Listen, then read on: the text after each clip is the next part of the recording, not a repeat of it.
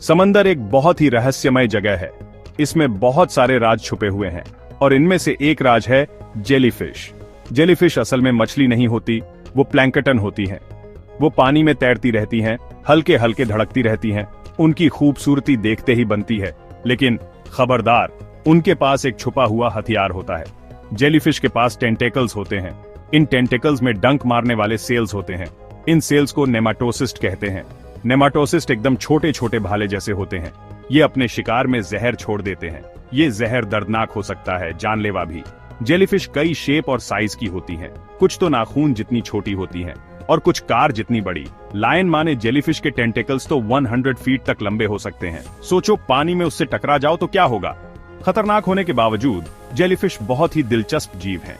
समंदर के इकोसिस्टम में उनका बहुत बड़ा रोल है। उन्हें समझने से हमें अपने ग्रह के अजूबों की कद्र करने में मदद मिलती है। एक छोटा सा स्प्रिंग लोडेड भाला इमेजिन करो। नेमाटोसिस्ट भी कुछ ऐसा ही होता है। ये माइक्रोस्कोपिक स्ट्रक्चर्स कमाल के होते हैं।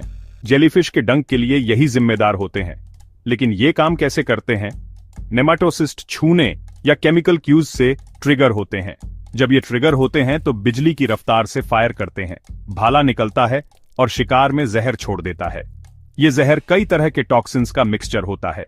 ये शिकार को पैरालाइज कर सकता है या दर्द दे सकता है। हैरानी की बात यह है कि जेलीफिश के मरने के बाद भी नेमाटोसिस्ट फायर कर सकते हैं। इसलिए बीच पर पड़ी जेलीफिश से भी दूर रहना जरूरी है। वो अभी भी डंक मार सकती है। साइंटिस्ट नेमाटोसिस्ट को बहुत ध्यान से स्टडी कर रहे हैं। वो ये समझना चाहते हैं कि ये काम कैसे करते हैं। इससे हमें नई दवाइयां बनाने में मदद मिल सकती है। सोचो, इन छोटे छोटे भालों से सीधा सेल्स में दवा पहुंचाई जा सके। समंदर एक युद्ध का मैदान है। शिकारी और शिकार दोनों जिंदा रहने के लिए एक नाजुक से खेल में फंसे हुए हैं। डंक मारने वाले टेंटेकल्स होने के बावजूद जेलीफिश अमर नहीं होती। उनके भी दुश्मन होते हैं। जैसे कि समुद्री कछुए जेलीफिश खाना बहुत पसंद करते हैं। उनकी मोटी स्किन उन्हें डंक से बचाती है। कुछ मछलियों ने भी डंक से बचने के तरीके निकाल लिए हैं। वो टेंटेकल्स के बीच से निकल जाती हैं, बिना चोट खाए खाना चुरा लेती हैं। जानलेवा बॉक्स जेलीफिश का भी एक दुश्मन है। समुद्री स्लग इसके जहर से बिल्कुल नहीं डरता। वो इस जहर को अपने शरीर में जमा कर लेता है। फिर स्लग इस चुराए हुए हथियार का इस्तेमाल दूसरे शिकारियों से बचने के लिए करता है। प्रजातियों के बीच का ये खेल बहुत ही दिलचस्प है।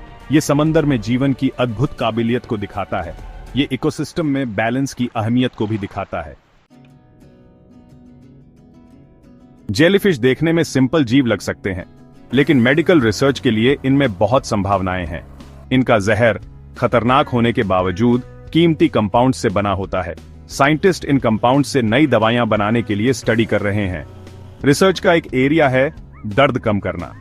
जेलीफिश के जहर में ऐसे टॉक्सिन्स होते हैं जो दर्द के सिग्नल्स को ब्लॉक कर देते हैं। साइंटिस्ट मानते हैं कि इन टॉक्सिन्स से नए दर्द निवारक बनाए जा सकते हैं। ये दर्द निवारक ज्यादा असरदार होंगे और इनके साइड इफेक्ट्स भी कम होंगे। एक और संभावना कैंसर के इलाज में है। कुछ जेलीफिश के टॉक्सिन्स में कैंसर विरोधी गुण पाए गए हैं। ये कैंसर सेल्स को बिना हेल्दी सेल्स को नुकसान पहुंचाए खत्म कर सकते हैं। कैंसर रिसर्च में ये एक बड़ी उपलब्धि है। जेलीफिश के जहर से जान बचाने वाली दवाइयां बनाने का सफर लंबा और मुश्किल है, लेकिन इसके फायदे बहुत बड़े हैं। जेलीफिश, जिनसे कभी लोग उनके डंक के कारण डरते थे, शायद एक दिन इंसानों की सबसे बड़ी बीमारियों का इलाज करने की चाबी बन जाएं।